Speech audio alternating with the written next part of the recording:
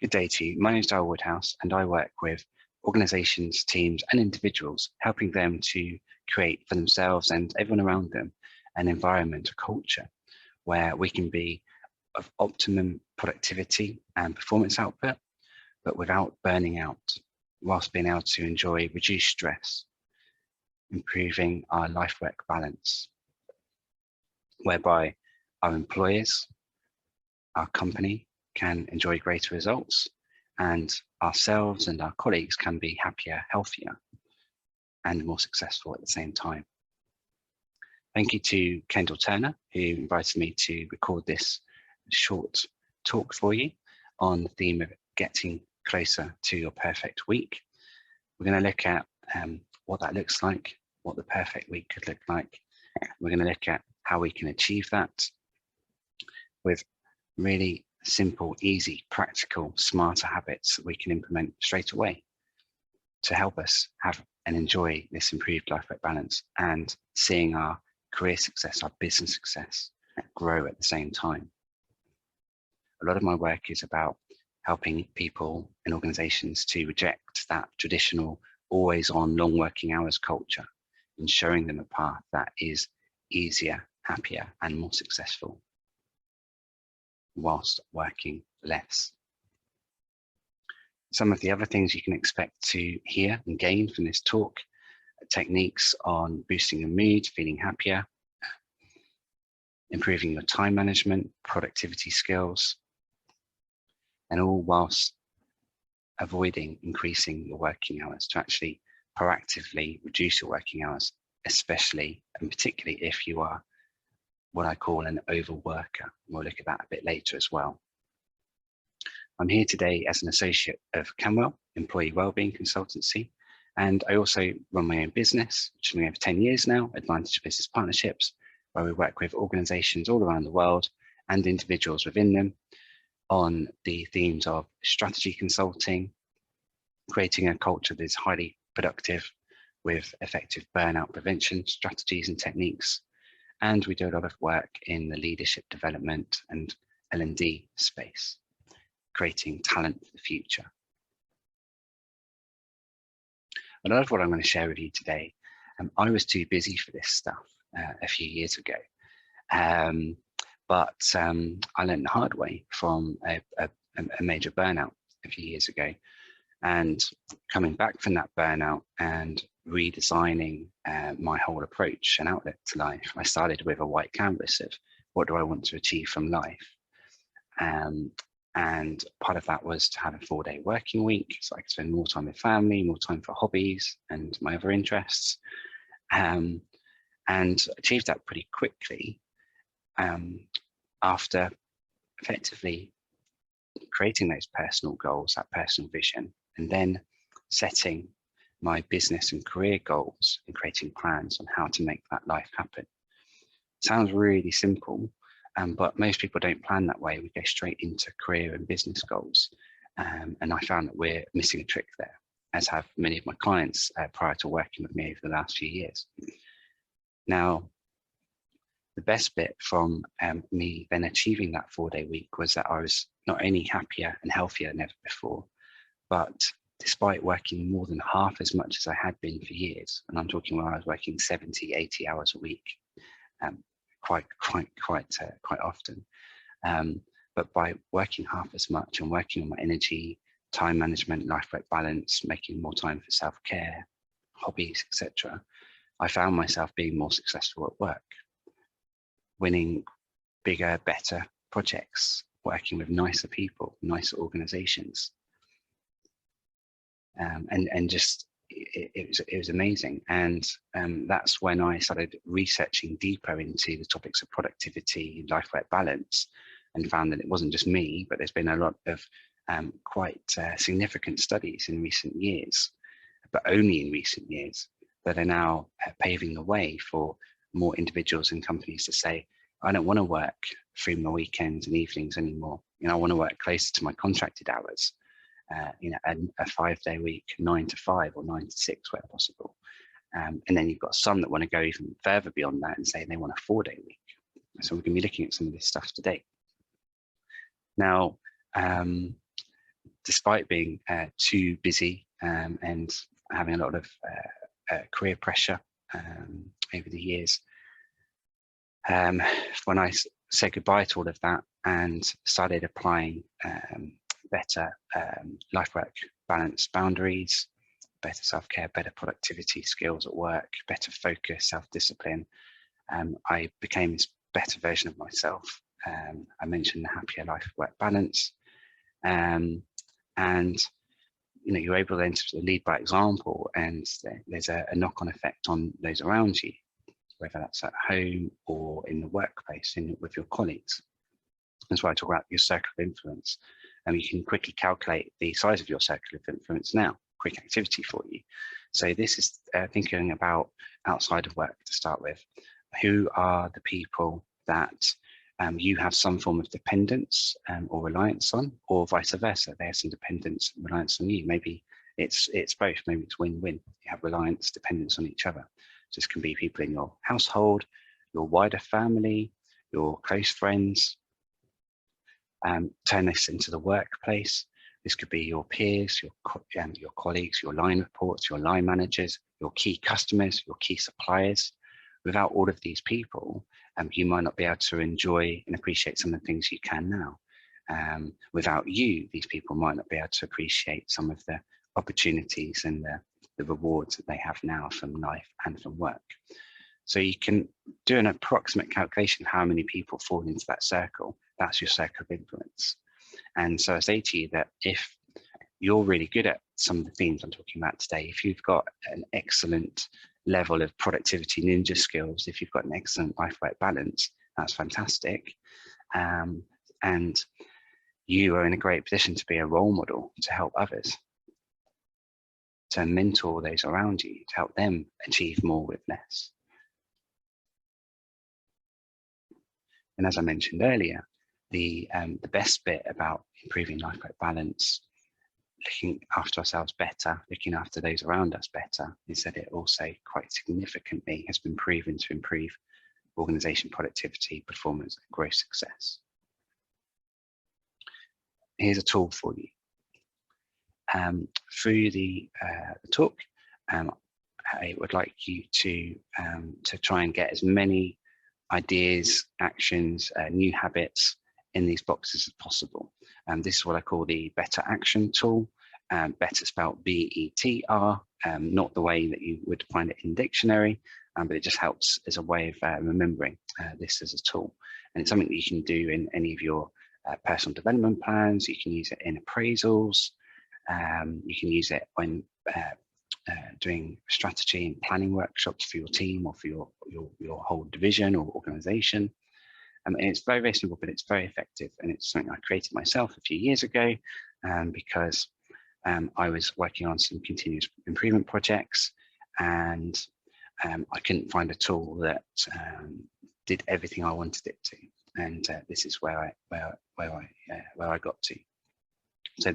So if you can just now draw a plus sign, a large one on your pad, just a vertical line and a horizontal one across the middle. Don't worry about the colors for now.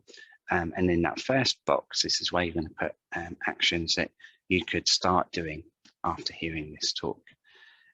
Some of these things will be new ideas and new habits. Some of these things you'll have heard of before, and you know they're good and they're valuable, or maybe you've done them before, but you're not doing them consistently. You've fallen back into old habits. So it could be new things or reminders of things to pick up again. The box on the top right, on red on your screen, and this is about tasks to end, tasks that are not actually helping you get from A to B. They're not actually, maybe they're important, but they're not as important or as urgent as other activities and tasks you could undertake to move yourself, your life, your team performance to where you want it to be in the longer term. And probably my favorite box is the transform box. This kind of comes from me going into a lot of organizations over the years and being amazed at how significant a focus there is on weaknesses. What are our weaknesses as individuals, as teams, as organizations, and what are we doing to fix or minimize them? This is good because managing risk and threats. If we don't, they could have a detrimental impact on our performance, on our livelihoods, and more. However, putting most or all of our focus on fixing those weaknesses is missing some opportunity, let's say. And that opportunity is to leverage something that typically already comes naturally to us, something we're already really good at, something we perhaps are professionally trained in, something we've specifically gone out and recruited for. And this is about our strengths. Now, there's 3 ways you can transform your performance at work and improve life-work balance and get more done in less time. There's 3 ways you can do that through leveraging your strengths. And I call this a strengthener trio. So number 1, this is about things you can, thinking about things that you can do and changes you can make in your schedule to spend more time overall using and leveraging those strengths that you have, or the strengths of your organization or your team. Number 2, what can you do? What changes can you make to use those strengths more frequently? And number 3, what tasks and activities or training can you undertake to get even better at those strengths? Think about it. What would be easier? Would it be easier to grow your performance and profit by 10% by focusing for 5 hours on fixing or improving your weaknesses? Or do you think it might be easier to spend that time improving your performance and your output by better leveraging your strengths? It's an interesting one that I've tested and researched. Now, say it's really important not to just stop working on those weaknesses, but it's about balance. So for example, if you could spend half of your long-term proactive strategy time working on leveraging strengths, and half that time leveraging or fixing, mitigating weaknesses, that is a much surer way of not just survival but thriving. So think about your strengths today, what can go in that box. Do some of this now. Do it as we go through the talk, while you're listening, while you're watching. And the last but not least box in this grid is task to resume. This is really important to recognize what we're already doing that's working, to make sure we keep doing it. And actually, there's a bit of a creative thinking here, because maybe some of these resume tasks, maybe they're working because actually maybe they're strengths. So maybe there's once you've written some activities in resume, maybe there's a couple of arrows back into the transform box, because some of those link into there as well. So yeah, strengths that we can use more often, use for more time overall, and maybe there's ways we can get even better, even more efficient, even stronger at those resume tasks. And it's really important as well through that exercise to give yourself a pat on the back for the good stuff that you and your team or your company are already doing, as well as seeing what else can you do to leverage it.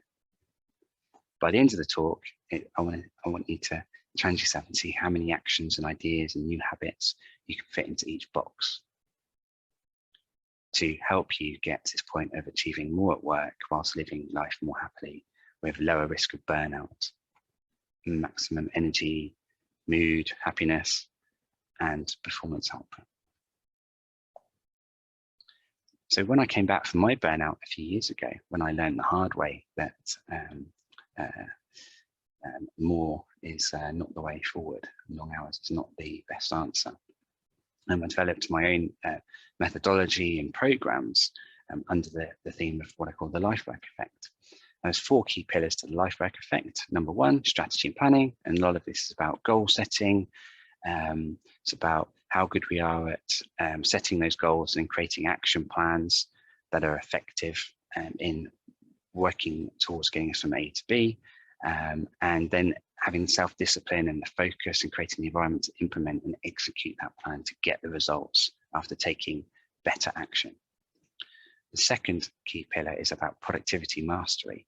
This covers things such as our ability to clearly, quickly, and confidently make key decisions without procrastination or with minimal procrastination. It touches on time management and things like the ability to not multitask, because that's massively unproductive. You then have the third pillar of life-work balance. And then you have wellness and self-care. Now, interestingly, as I found over the years by introducing this methodology and the e-learning program and the mobile app that I've developed, when you proactively work on strategy planning and productivity mastery and getting better at those, when you do that, it directly improves company performance and success, or individual performance and success. It just depends whether you're doing it as an individual or as a larger team. So that's really good, because we're going to get better at these key topics, which many successful people are surprisingly not very good at. And also, because you're creating better traction, momentum, and greater success from your efforts at work, that creates a feel-good factor. It creates more revenue and profit in the company, so you can take on more staff to cope with extra customers that you've been winning, or other pressures that are coming into the company over time to cope better with COVID pandemic. So we're actually also going to have an indirect impact on improving employee well-being, improving engagement, improving life-work balance. And then when you proactively work on the pillars of life-work balance and wellness, obviously directly they improve your energy, your mood, your happiness, your life-work balance, but also indirectly, that increased energy, that increased motivation, the reduced brain fog, the improved clarity of thinking, the better ideas, those then indirectly improve the quality of our strategy and planning and our productivity. So the point I'm trying to make is, when you proactively work across all four of those pillars, there's a massive, they all add up to have a massive multiplier effect towards creating this culture where everyone can have happier lives whilst enjoying greater work performance without working more, and actually reducing the amount of overworking that goes on in every organization. Some people are better at life-work balance than others, but the stats say that a lot of people need help with it. So one of my favorite pillars of those four is productivity. It's something that's always come quite naturally to me, and something I enjoy, let's say. I also find it quite fascinating, because very few people and organizations have actually had much, if any, training in productivity. What is productivity? How can you become really good at productivity so it becomes a superpower? It's to supercharge performance and effort, whilst preventing burnout, whilst creating a happier, healthier, and optimally productive workforce. So these are a couple of statistics for you to help you understand the power of productivity, and to help build the motivation to want to do more from the advice and the insights I'm sharing in this talk. And one of my favorite public case studies into productivity is Microsoft Japan. A few years ago, they reduced employee work hours by 20% without reducing anyone's pay. And they encouraged everyone through an internal communication plan. They encouraged everyone to not squeeze in 5 or 6 days work into 4 days, making it 4 long days, but to actually have a good 7-8 hours per day over those 4 days, and then just stopping until next week. They actively encouraged and gave people permission to do that for this initially 5-week pilot. And they only did a few other things to help achieve the result of 40% increase in productivity. But it's there's also other studies that come out since in different teams and organizations, and the results are significant. Reducing work hours by 20% and increasing productivity by 40%. Why would anyone not want to know more and want to do something about that and to have a piece of that? There were only a few other key things they did to help support and drive that 40% productivity increase. And just to highlight one, to show you how simple some of this productivity stuff is, and how easy it is. The leadership had noticed that there's kind of like a culture there where meetings are automatically an hour long. And so for this pilot, they said, right, where as much as physically possible, we want you to make all your meetings 30 minutes long. So slash the times, half the times your meetings. And here's some tips and advice on how you can make your meetings more productive in that shorter space of time. So not difficult, but you know, I know this will resonate. How confident are you that you and your colleagues are running optimally productive, good quality meetings that aren't too long, that aren't too frequent? Some other stats: 70% of employees are disengaged during the workday. Yet the power of having an engaged team can give you 202% higher cumulative performance. Working on productivity, teamwork, efficiency, life-work balance, burnout prevention, these are great ways that are proven to help increase employee engagement. This is what I do. And sometimes it takes more than a short talk. It needs more of a change management program. But that's what I'm available to help with that, should you wish. Employees who exercise their strengths daily are 8% more productive and 6 times more likely to be engaged. A great throwback to the strength in a trio exercise that I talked to you through earlier when we went through the better action model. Yeah, use those strengths more often. Look at the results. Okay, this study was not done with you and as an individual, it wasn't done in your individual organization, but there's something there. So why don't we pilot it here and see if we can do something? See if we can attract or drive similar or even better results. The average employee is only productive for 2 hours and 53 minutes per day. So this is in one research from a while back. And then another example of how you can quite quickly and easily improve productivity is stop multitasking. It's been proven to impact productivity by as much as 40%. And we've heard this before, most of you know this, but we still do it. We think we're being more productive, more skillful by juggling lots of things at once. We're not. Just do one thing at a time. Set yourself a time limit. Right, this task should only take me 15 minutes, but I'm going to set myself a timer on my desk for 10 minutes. I'm going to see if I can get it done in 10 minutes to a good standard. If not, I know that I've still got another 5 minutes flex time that I could use. It's amazing when we really focus. So you might surprise yourselves on how quick you can get these things done.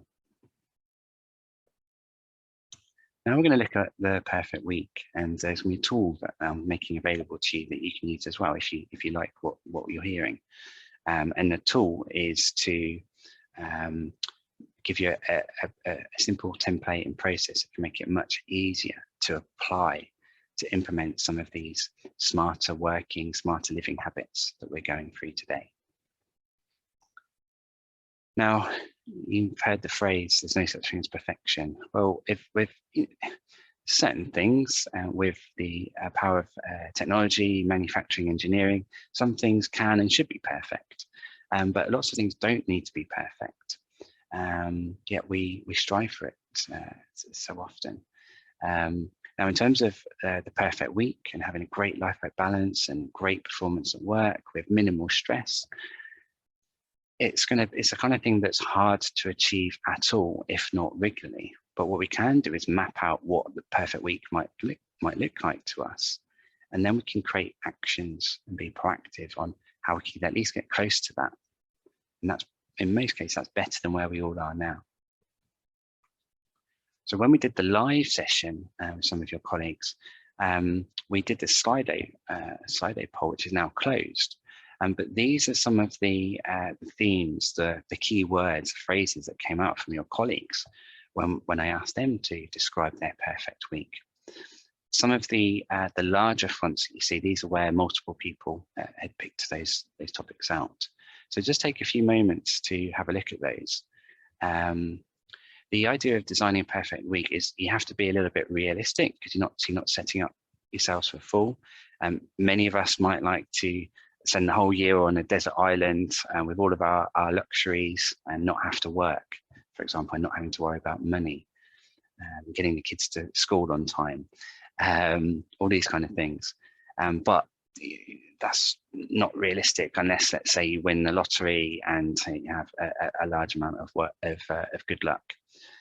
So be realistic when you set out and describe and visualize what your perfect week might look like, but be a little bit challenging as well, especially when you think about some of the stats in the story I shared earlier, and that light short version of the story, about how much more we can achieve when we do have a life balance, when we do proactively work on our energy, our well-being, and our productivity skill in the workplace. Especially in this hybrid working environment where those lines between life and work, when we're living at home and when we're working at home, when that's become much more blurred. And we've seen work hours increase, people working from early morning to then having a break to get kids to school, to then working again during school or childcare hours, to then doing kids' dinners and bedtimes, and then doing more work in the evenings. Until sometimes quite late at night, and even dragging it into the weekends. We're seeing a lot of this during COVID pandemic. So people need help. People need help setting better boundaries, and this is where the Perfect Week tool is, let's say, perfect at helping people to achieve that. So a little exercise for yourself. Hopefully you've been having a look at this, and while I talk, and write down some notes to describe your perfect week. Maybe some of these keywords from your colleagues resonate with you, so capture some of them in your pads. Maybe there's other things you want to add to it to make it more personal to you, to give you something to aspire and work towards, applying the tools and habits that I'm going to share with you today. Just to expand on the perfect week, some of my own take on what perfect week could or should look like in a stretching but also realistic way. And obviously some of these I've experienced myself, or most of them I've experienced myself. And of course, I've helped my clients one-to-one and in teams and larger workforces to have this for themselves and to set the activities in motion to make this stuff happen. Minimal stress, low risk of burnout. I won't read these all out because you can read these for yourselves and make notes. And of course, with this video, there's a copy of the PDF so that you can come back and revisit this, or to share it with some of your colleagues if they've not had the time or found the time to watch this for themselves.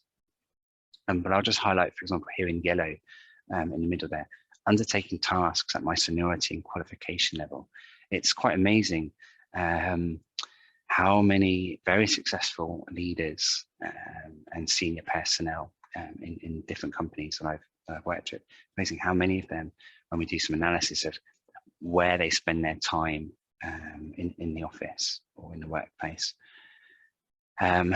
they spend a lot of time doing tasks that are below their seniority, or let's call it pay grade, that are below their qualification level, and also above their seniority and above their qualification level.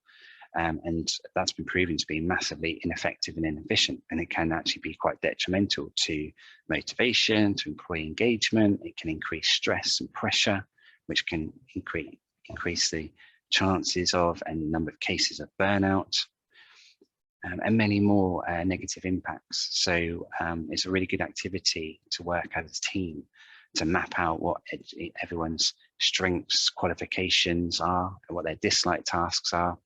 And then create a plan to swap certain tasks.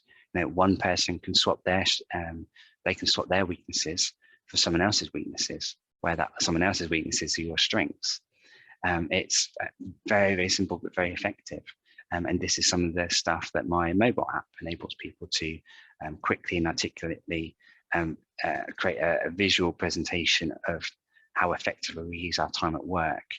And what we can do to use it more effectively to get more from our resources, whilst boosting employee engagement, motivation, and improving performance results and reducing stress at the same time. So that's quite a big one, and something you can do. You can discuss as a team, or if you want more help, there are providers, advisors available to do this kind of thing in more depth as part of a coaching or a change management program. There's a couple of other examples as well on what the perfect week might look like for you and your colleagues. I'll just highlight about brain fog. This is a common one that I'm sure many of you can relate to. If not, brain fog is about when you're just finding it difficult to make decisions quickly and confidently. you feel perhaps overwhelmed because there's always so much going on, and you're tired, and you're stressed, and you're worried about the length of your to-do list. The to-do list and the number of unread emails in your inbox tends to get bigger. More stuff gets added to it quicker than you can get stuff off that list.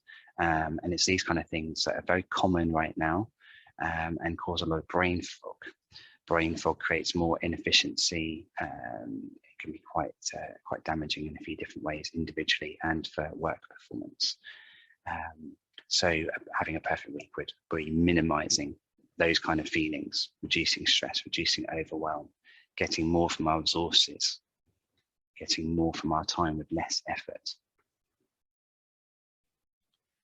In the live session, we did a bit of research into how much overworking is currently going on within the workforce. So you can have a look at this here. I recommend you, as an individual now, do a quick calculation on where you sit on the spectrum for overworking. The simple and quick way to calculate it as an approximate is to look at your contracted hours. Let's say they are 40 hours a week. 10% of your contracted hours would be 4 hours. So first question is, do I often regularly work more than or up to 4 hours extra per week? If less than, then you'd fall into that second category on screen, working up to 10%, as 33% of your colleagues currently reported. If it's more than 4 hours, then you might fall into that 30% above your contracted hours, so that's kind of 12 hours extra. Up to 60% would be 24 hours extra per week, and then more than 60% would be 24 hours plus extra per week. Now, for your info, before I had my big burnout in 2016, I'd spent at that point 6 years massively overworking in my own business, and from my earlier corporate leadership development career, I was overworking through that period of my life as well. And as I alluded earlier in the talk, I was for many days, for too many weeks, for too many years, working 70, 80 plus hours a week. So then when I learned from adopting a 4-day week and taking better balance and working harder at my productivity, my self-discipline and my structure, to be able to work half as much as that, yet achieve more at work, I still can't quite believe it now, but it's like, why would anyone not want that? And if you don't want the 4-day week because you like working 5 days, or because 5 days is critical to what your business does, and you might have to have shift work to consider across your team, weekend work, and all this kind of stuff. Well, let's just go for the 5-day week then. 7-8 hours a day. Let's go for that and cut out this overworking, because it's not the best. It's proven to not be the best way. Let's find a way to make it work for you and your organization. And you can see here that 5% of your colleagues are working 24 hours plus extra per week. They are at major risk of burnout. Burnout can come, and it's been proven to come for very successful, very experienced people, very unexpectedly. It certainly was unexpected for me. And it was actually when something went wrong in my private life, a tragedy that can happen to any one of us at any time. That's what made all the overworking and the stress from work too much. And my resilience was not as strong as it could have been because of the overworking. So I had a major burnout, which literally turned my life upside down and made it very dark and very miserable for quite some time, until I got the right help and recovered and changed the way I lived and worked. Some people work long hours because they enjoy their work. Great. I've always enjoyed my work to an extent. But wouldn't you enjoy learning some new hobbies you've always been interested in, having more time with family, or to start a family, and more time to relax, to go and explore and enjoy the outdoors, more time to travel when we're allowed to? Surely that's better than working so much. And if you can deliver the same or similar amount of work, but in much less time, surely that's a good thing for you and for your employer, and it's reducing your risk of burnout. and probably and definitely preventing longer term health problems. Because we're only just seeing some medical studies now that are showing people who've had a burnout and have worked long hours for a long period of time, we're now starting to see the longer term impact way beyond the overworking, beyond the burnouts, quite significant. And I have a number of quite serious health conditions that I have to treat daily for the rest of my life because I didn't do this stuff sooner.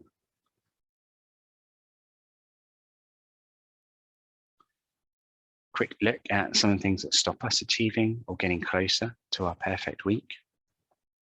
Have a look at the screen here. Hopefully there's not too many surprises in what you can see. But it's important to note these down and tailor them for yourself. Write down what's relevant so that you can then create some actions, some priorities on how you can minimize these risks. Again, it's like working on weaknesses, but doing it in balance with better leveraging those strengths. I'll just do a quick call out to time gremlins. If you've not heard of this before, we give our time away so easily, too easily and too often. And there's so many time gremlins that are very willing to, and sometimes selfishly, to take our time away, time that we're not going to get back. And sometimes we're lucky to even get thanks from those time gremlins.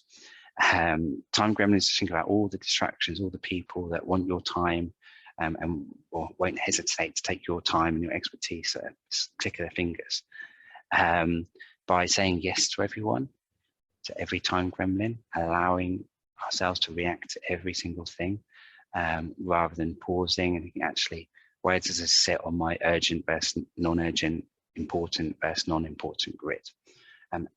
Is this really going to help me achieve my longer term life-work balance and career success results? Am I detrimentally impacting the business or a colleague or someone if I don't respond to this time gremlin now? In most cases, the answers are no, which means it can wait, or means that you're not the one to help that person. Sometimes people just need guidance on where else to find the right answer or how to find the answer for themselves. So there's a whole load of topics and training to take off the back of that. And a lot of it's around saying no more often and explaining why we can't do it right now, explaining the importance of the task or the brief that you've been given by someone more senior and there's a strict deadline. But I do have availability tomorrow at 2 o'clock. If your query can wait till then, will that work for you without any detriment? In most cases, the answer is yes, it can wait. And in that time, surprise, surprise, what happens? Because I've tested this, we've tested this within my clients. More often than not, especially the more proactive people, they go away and they solved it for themselves. Sometimes people just need some time to think for themselves, or even the problem just goes away overnight, and then you never even needed to have the conversation, and neither did they. So, bear in mind, not only are we not that great at time management prioritizing, but most of the people are not very good at it as well. So when those time gremlins want your time, they've probably not spent time to really plan productively and to consider your pressures as well. So be really wary of time gremlins and giving away that time too easily, and it really requires some self-discipline and focus. Here's a couple more examples of what stops us achieving our perfect week. All things that we can either remove completely or certainly reduce to significant impact, positive impact. And just to again shout back, because it's so important, about not just focusing on weaknesses and making sure we have balance with leveraging those strengths and making proactive changes, decisions to leverage those strengths better. Now we look at moving into some other kind of more positive, more proactive ways of getting more from your week with productivity. Touched on some of these already, and some of these some of these are surprisingly straightforward, but we know that we can get better at doing them more consistently. Again, that comes down to you making the focus of self-discipline. I just want to explain these last three. The last one we've mentioned already, that there's no such thing as a perfect week. This is about mapping out what it might look like for you and your team, and then making changes on how you could at least come close to it more often to enjoy all the benefits of it. big hairy potatoes, let's explain that. Most of us, we enjoy the feel-good factor of getting supposed quick, easy tasks out of the way, and prioritizing those because it feels good. It's actually been proven that it's not the most efficient, most productive way to do things. It's always better when our energy is higher to get those big hairy potatoes out of the way earlier in the day, earlier in the week.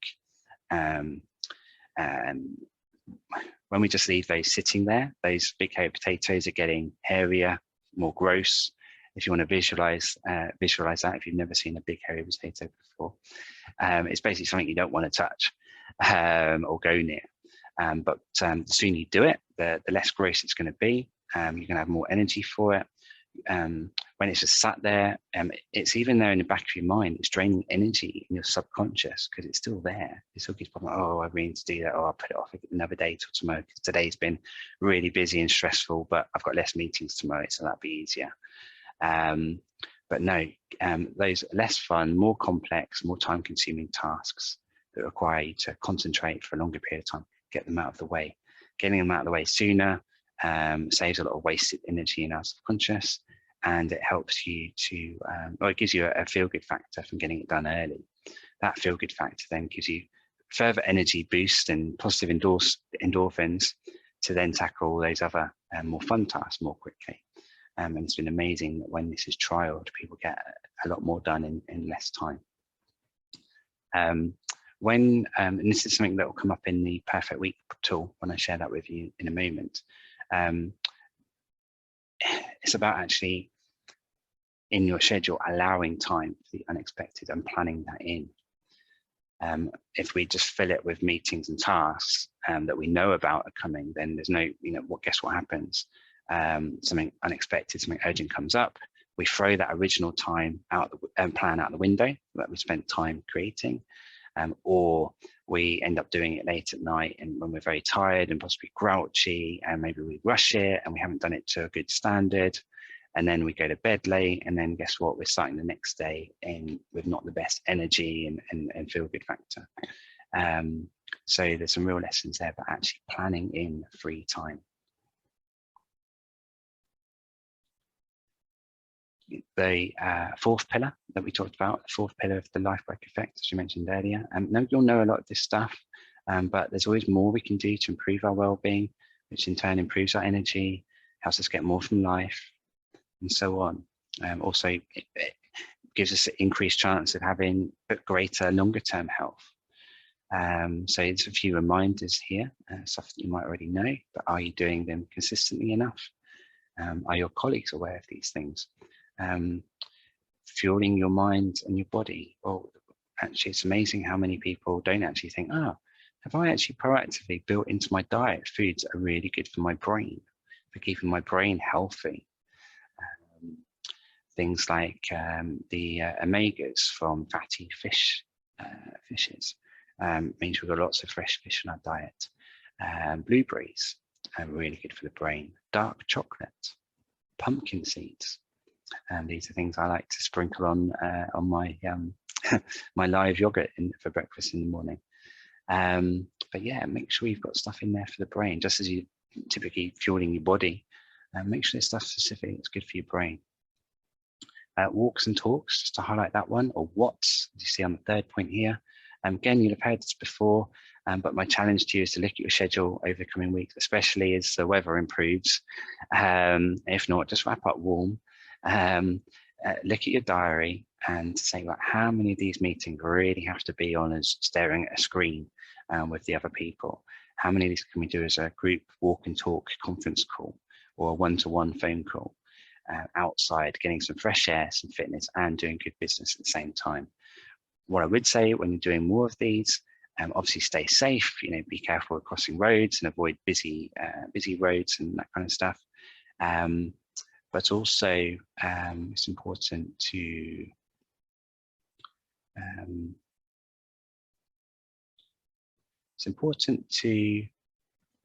be safe while you're doing it. And it's like forcing yourself to do it, and remembering that there's also benefits to other people that you're encouraging to do this as well. You're encouraging them to get off their office chairs, and you're making them healthier and more productive at the same time. A couple more for you here on well-being, some reminders, possibly some new ones. Flipping energy lows, and this is one I learned a couple of years ago. It's when typically we might be going into a big complex meeting, a big hairy potato, a big project task, something we don't want to do, and it's noticing when we feel that we don't want to do something, or it feels like a slog or a graft, it's not enjoyable. When you feel like that, go and have some fun for 2, 3, 5 minutes. Go and play with your kids, your dog, your pet, go for a quick walk around the block, do 100 push-ups or 100 sit-ups, go and make your favorite coffee and treat yourself to a biscuit, but maybe just one a day, whatever. Just by doing something like that, it's amazing. Try it. Then all of a sudden you fit your energy, you feel better, you feel more energized, you feel happier, and then your quality of your performance is going to be quicker and better. It's a bit of a weird one for some people, because they think, oh, I don't really have the time to go and do these regular breaks. But honestly, the productivity impact of doing a little break often is huge, and it overcompensates then for you taking that selfish one-to-one time, that selfish self-care time. And also, there's stats like happier people are 13% more productive. So if it only takes a couple of 5 minutes here and there for your day to be 13% more productive or more, it makes sense to do it. And just try it for 4 weeks, see if you notice a difference. I'm coming to the tool now. By the way, I used to resent this. It was too structured for me. It felt a bit too controlling. And I thought something had to change, so I gave it a go. And guess what? It worked. It made a massive transformative impact on my life and my work success. So with the copy of this recording, with the PDF of these slides, you'll have a separate PowerPoint. There's 2 pages or 2 slides in there. One will be a blank version like this. This is for you. This is for you to play around with and create your own perfect week model within there. And then the second slide is an example of similar to my own, a completed version. Just so you could give you an idea of what a perfect week could look like, and to give you that as a guidance. The important thing is here is that you're first of all going to plan in all the really important, urgent and essential work and life tasks. You're going to plan all of them into one planner. You're going to plan all those in first, and you're going to set specific timeframes for each of them. And you're going to see how much you can actually fit in if you work towards sticking to this plan as best as possible. And you can obviously, it's just a template, so you can play around with the timings to suit you.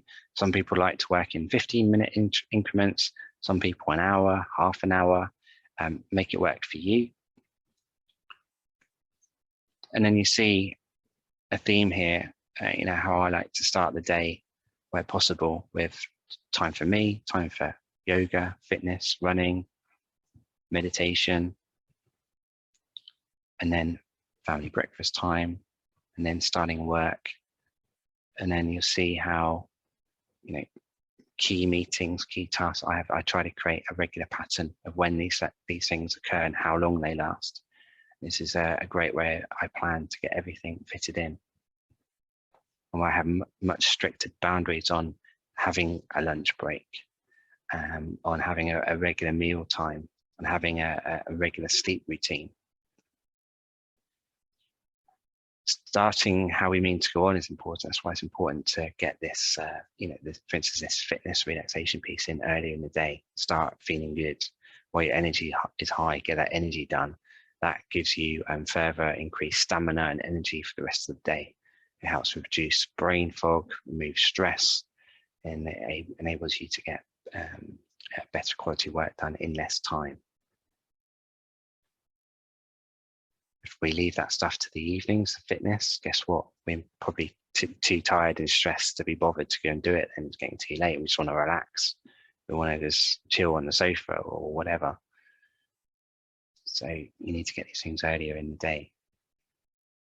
One of my clients last year said to me, she said, "Oh, it's a very successful senior leader in an organization, really nice person too, a young family as well, all this kind of stuff." And she said to me, "You know, I stopped doing my regular exercise when I had kids. I just don't have the time." You know, as soon as the kids wake me up in the morning, it's all go. You know, catering to their needs until they go to bed at night, in and around, you know, the working day as well. And I said, "Right, well, you know, how do you like doing fitness?" She said, "Oh yeah, I used to love it. Oh, it boosts my energy, makes me feel really good, helps my confidence."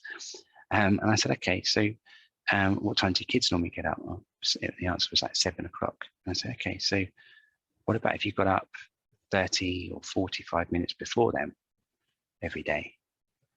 And it's like, "Oh, well, I don't know, I'm going to be a bit tired." I said, "Well, why don't you try it for 4 weeks and just see?" And now this lady, bless her, is you know, raving about it. It's literally transformed her life. So it's even, what I'm just saying is, it's even the more simple things that can make a massive difference.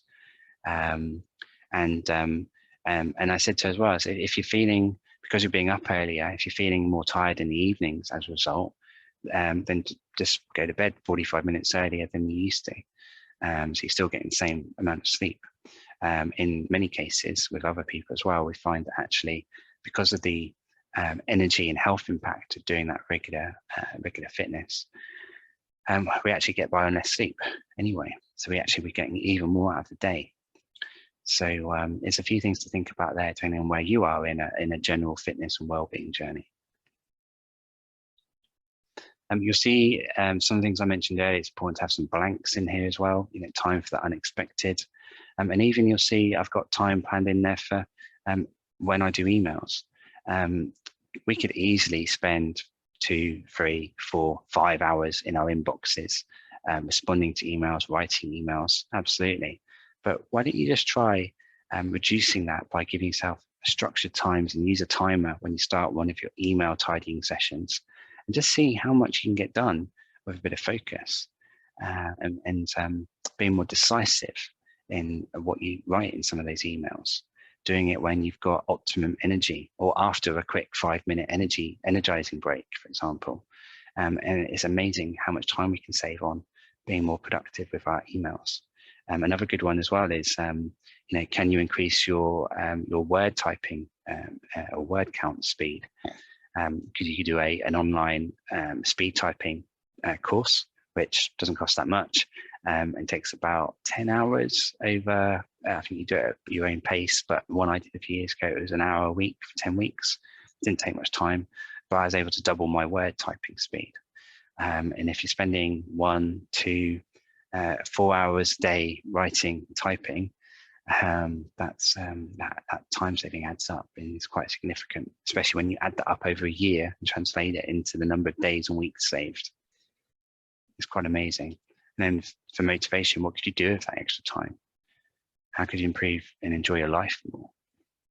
How could you work less whilst achieving more at work, and using some of that time to spend on more higher senior value creation tasks that really do drive great strategic performance and strategic growth?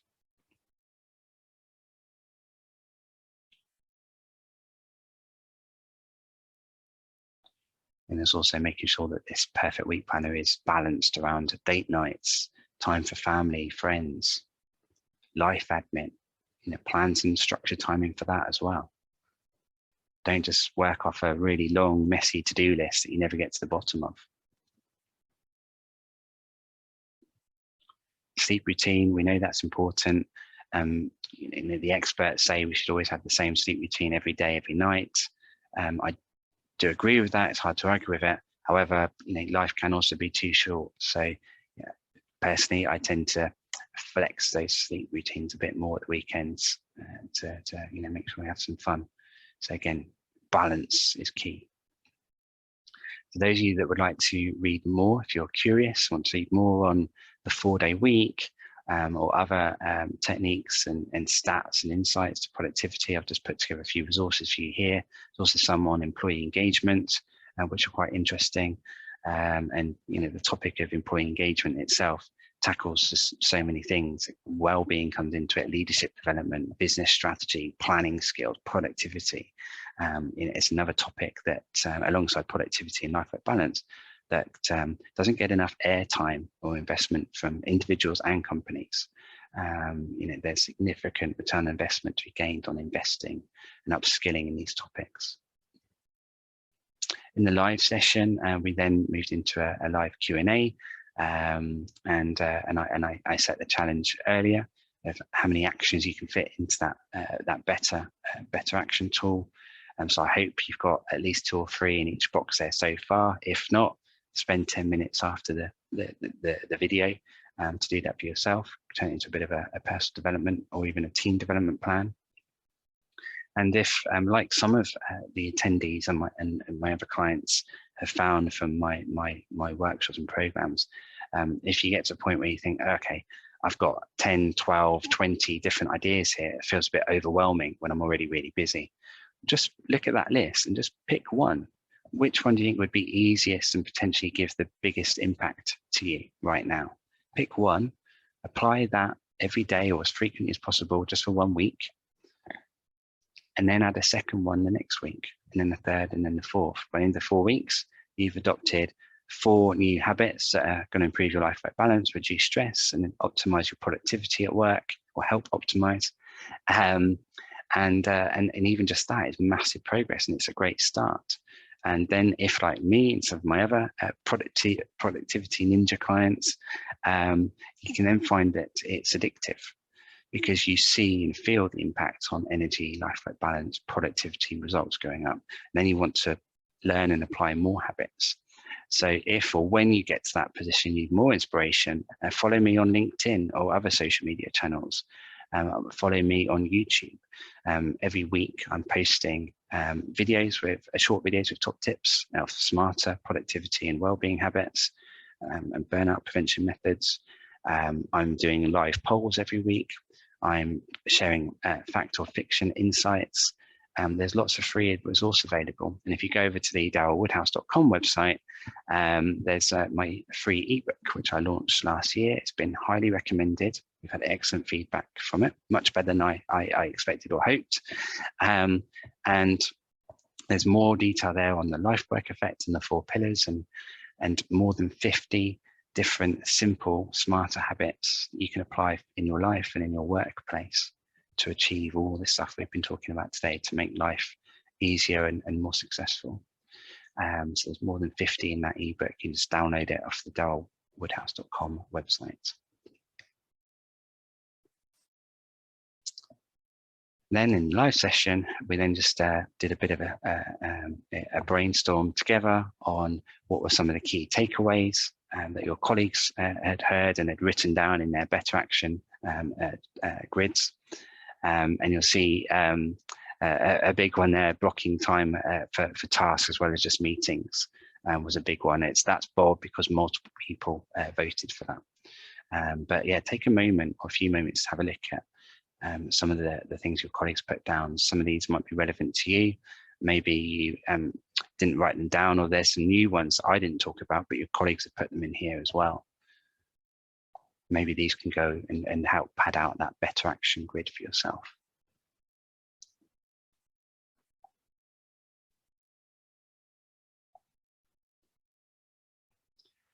Our last piece of advice from today really is now not to rush into your inbox or to the next big hairy potato. But if you've got a space in your diary, spend 10, 15 or even 30 minutes now going through your notes and creating a follow-up time in your diary to then go and implement and execute some of these best practices. Make time to use yours and my time in this investment wisely, even with just 1 new task a week for 4 weeks, and see how you go. And then you can plan another 1 a week for 4 weeks, or maybe 2 a week from that point, because you can really see and feel how much it's working. Thank you very much for attending this talk. Thank you again to Kendall Turner for giving me this opportunity to hopefully inspire and add some value for you. And thank you to Camwell Employee Wellbeing Consultancy. Enjoy the Perfect Week tool. Enjoy the advice. Good luck, and feel free to connect with me or keep in touch through LinkedIn. I love to hear feedback, and if you have any questions, I will do my best to answer those for you. Take care.